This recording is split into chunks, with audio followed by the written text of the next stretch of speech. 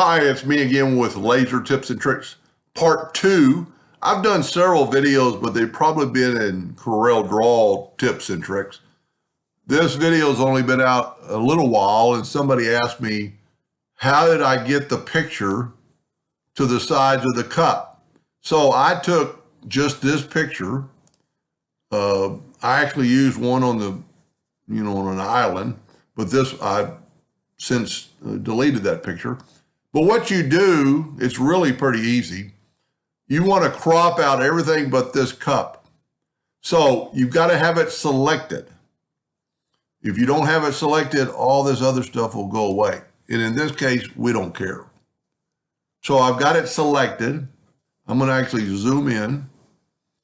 I am going to take the crop tool and I'm going to crop out to the bottom of that cup. I'm going to include the handle, and then I'm going to lower this to the top of the cup, and then I'm going to hit crop. So now you have a picture of and I would take a better picture, maybe dead on. This is a little bit off, but the people get the idea. So this cup is 10¼ inches tall. So if you lock your ratio, and if you make this 10.25, now your cup is real size. And that, just like we did in the other video, of course, this picture is a little slanted. I didn't take that picture for this purpose, but the people wanted the logo about this far from the bottom of that handle.